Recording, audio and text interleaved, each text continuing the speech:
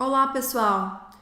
Eu quero falar hoje dos primeiros 10 anos da artrite reumatoide e a história das minhas articulações nesse período. Aos 16 anos, eu recebi o diagnóstico de doença crônica. Todo mundo com quem eu falo que recebe o diagnóstico de doença crônica diz que leva anos para processar. E eu também levei anos para processar. Eu tinha muito medo, muita ansiedade. Não que tenha ido completamente embora hoje em dia, mas era mais forte no início, para aceitar aquilo. Mas eu me preocupava se eu teria qualidade de vida, como que eu chegaria ali com uma idade mais avançada. Tudo isso ficava na minha cabeça. E aí, aos 16 anos, eu comecei a tomar remédio para controlar a doença, o metrotexato. O metrotexato é o primeiro remédio, geralmente, que se receita para controlar a doença. Não substitui nada que eu falo aqui, você ir no reumatologista, tá? Isso daqui não é para receitar remédio, eu não sou médica, eu só tô contando a minha experiência.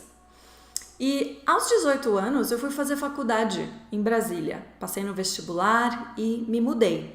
Eu sou eternamente grata aos meus pais por terem me apoiado nesse período, porque teria sido muito fácil eles serem super protetores e quererem me manter aqui próximo a eles. Porque essa experiência de morar longe de casa foi muito rica para mim. Eu fiz amizades, conheci pessoas que são importantes para mim, me marcaram, e amizades assim muito importantes, sabe, para mim. Então, aos 18 anos, eu passei no vestibular e fui morar em Brasília, a 1.000 quilômetros de casa. Eu tive uma experiência um pouco diferente dos meus colegas. Mais ou menos metade dos meus colegas não eram de Brasília, eram do Brasil inteiro. E eles moravam em repúblicas, a maioria deles. Então eu tinha vários colegas, frequentava, república de mulheres, repúblicas só de homens. E comum a todas essas repúblicas tinha a divisão de tarefas. Então tinha a vez da pessoa ter que lavar louça, e sempre era muita louça, porque eram muitas pessoas. A vez da pessoa cozinhar, limpar a casa. E isso tudo eu pensava, gente, eu não tenho condição de dividir essas tarefas. As pessoas não vão compreender as minhas limitações, que não são muito, assim, óbvias. Mas impossível ficar lavando um monte de louça quando, tem periodicamente, ou cozinhando, pegando panelas pesadas. Eu me sentia muito melhor tendo o meu próprio espaço, fazendo as coisas do meu jeito, da maneira que eu conseguia fazer. Então, se eu fosse cozinhar, não ia ser uma quantidade tão grande, a panela seria menor. Eu lavava a louça quando dava, tentava não sujar tanta louça. Varria a casa quando dava, enfim, tudo era, do jeito que eu conseguia fazer. E dava para ir fazendo as coisas do meu jeito. Mas então eu sempre morei sozinha.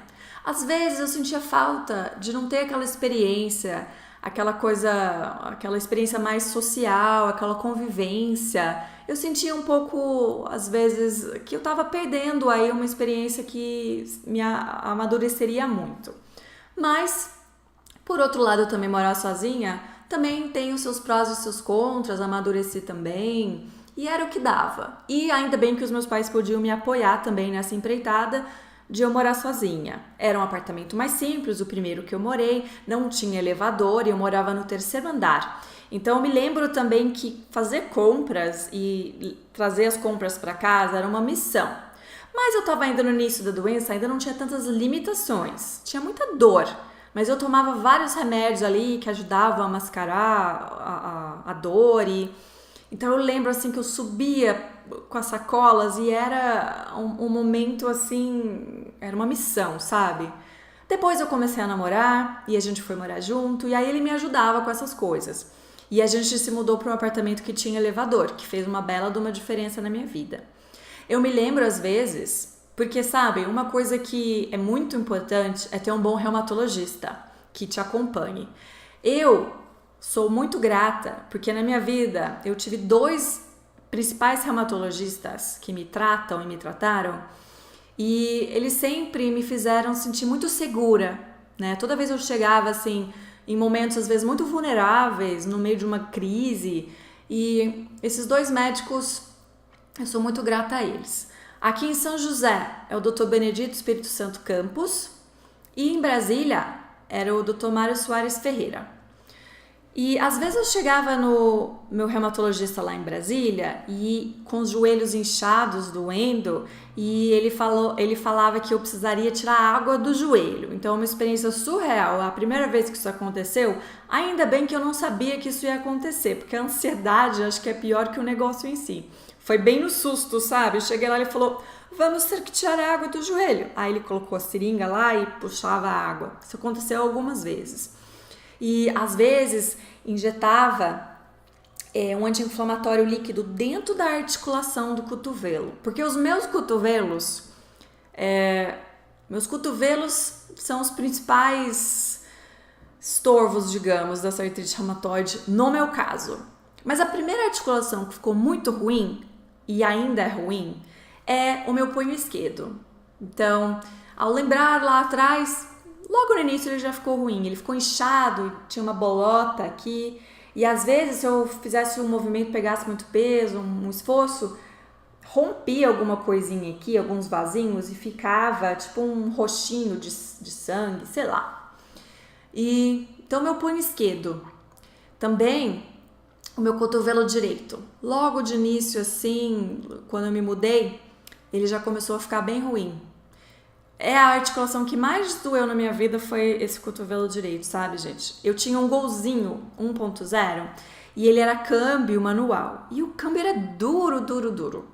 E eu lembro, tá sempre com aquele cotovelo direito inchado, e eu sou destra.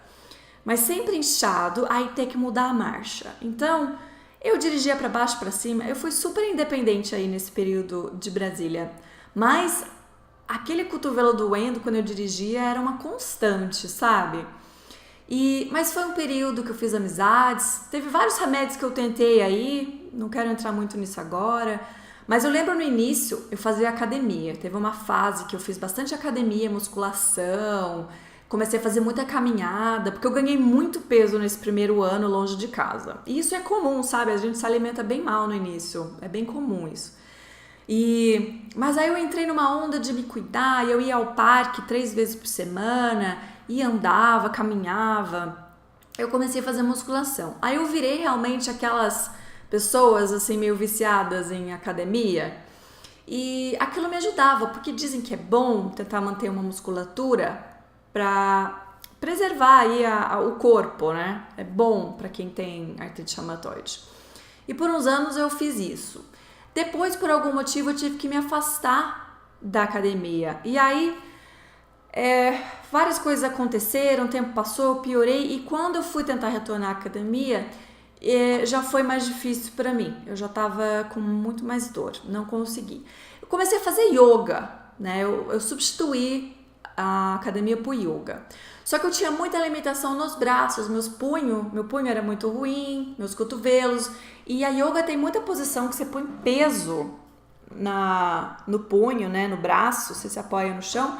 E aí esses movimentos eu não conseguia fazer. Então meu professor de yoga, ele adaptava esses exercícios para mim. E era um pouco chato ter que me expor na aula e falar, mas aí a gente desenvolveu uma relação que ele já sabia e ficou bastante confortável para mim. Eu gostava muito, era bom para minha cabeça, eu relaxava, era bom, alongava o corpo.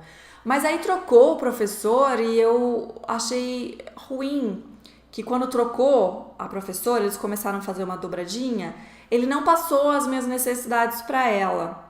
E aí eu fiquei um pouco assim, não me adaptei tão bem a ter que falar tudo de novo e com uma nova pessoa. Eu senti que houve uma certa desconsideração dele não ajudar nessa transição com o novo instrutor. Então parei de fazer yoga, mas fiz curso de Reiki. Eu tentei várias coisas alternativas. Eu fiz curso de Reiki para aplicar Reiki em mim, em casa. E por um tempo eu fazia isso, ajudava muito no meu lado emocional, mas não tanto fisicamente com os meus sintomas. E eu também fiz um tratamento uma época com um acupunturista, um biomédico acupunturista. Era um tratamento de apicultura, que pegava abelhas, usava o veneno de abelha, O veneno de abelha, para quem não sabe, ele ajuda a modular o sistema imunológico um pouco. Tem uns estudos aí na área alternativa que falam que ajuda a controlar algumas doenças autoimunes, ajuda um pouco. Então ele pegava abelhas vivas e tirava o ferrão delas com uma pinça e colocava, usando o conhecimento da acupuntura, ele usava os pontos da acupuntura, mas ao invés de usar só agulhas convencionais, ele usava o ferrão da abelha. E aí aquele ferrão ficava liberando o veneno da abelha. E eu fiz isso por um longo período. Eu só parei quando eu me mudei de Brasília de volta para minha cidade natal. Então eu tentei várias coisas. Uma época eu fiz uma terapia psicossomática, que tinha um terapeuta que eu conversava com ele e era a terapia psicossomática. Então eu tentei várias coisas, mas sempre, nunca deixei de tomar os remédios que eu tinha que tomar, porque não se pode fazer isso. E na época, os remédios, para falar a verdade, no meu caso, eles não ajudaram a controlar tantos remédios. Eu tomei metrotexato, mas eu tinha muita intolerância ao metrotexato. Eu tomei Azulfin, que eram 6 comprimidos do tamanho da bala Mentos, que tinha que tomar por dia. E aí eu tinha dificuldade de lembrar de tomar esses remédios, essas pílulas, e eu não sentia também muito efeito com esse remédio. E também tomei o Plaquenol, que o Plaquenol eu tomei vários anos, mas ele começou a acumular no fundo do olho, que esse é um dos riscos dele. Aí eu tive que parar de tomar. E eu me formei em 2002, me graduei, né? E depois disso, eu fiquei assim um pouco perdida que eu ia fazer profissionalmente, e eu comecei a fazer uma pós-graduação em mestrado profissionalizante.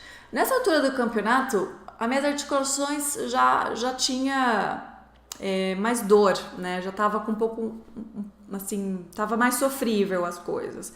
Eu lembro que nesse curso, o professor dava umas apostilas gigantescas, muito pesadas, com, sabe, 200, 300 páginas cada uma e tamanho A4 papel.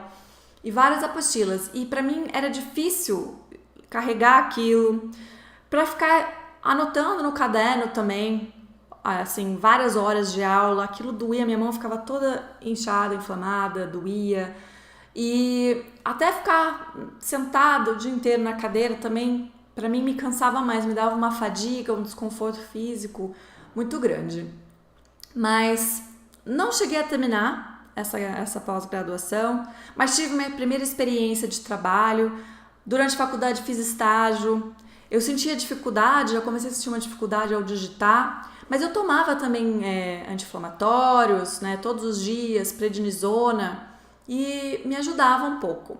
A prednisona, hoje em dia eu tomo 5 mg por dia, mas no início o médico receitou, acho que era 20 mg, 10 mg, e aos poucos foi conseguindo diminuir.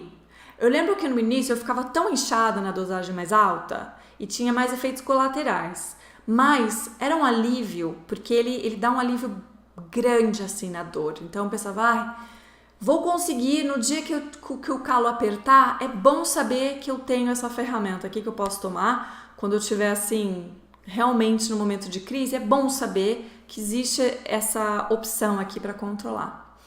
Então é isso, assim, nesses primeiros 10 anos, dos 16 aos 26, eu fui adolescente, fui jovem, fui fazer faculdade longe, tinha remédio, tinha dor, sim, mas tinha também festa, amizade, coisas novas, independência. Eu fazia das coisas, né, convivia ali com a dor e fazia...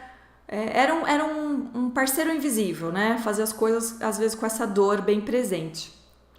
Me formei... tentei fazer uma pós-graduação. Eu não queria fazer concurso público na época e Brasília na época não tinha muitas oportunidades para mim. Então, em 2006 eu tomei a decisão de me mudar de volta para minha cidade natal por motivos profissionais, para tentar trabalhar no setor privado e ficar próximo da minha família. E é isso que eu fiz. Então, nesses anos foi isso. Minhas articulações, meu punho, meus braços já começaram a dar um pouco de trabalho, mas consegui fazer todas essas coisas e minha família me ajudou e eu acho que foi muito bom esse período aí. E no próximo vídeo eu vou continuar falando como foi depois de me mudar de volta para minha cidade natal, porque aí o calo começou a apertar mais depois que eu comecei a trabalhar, e eu vou contar isso para vocês. As limitações começaram a ficar bem presentes, tá bom? Obrigada e até a próxima!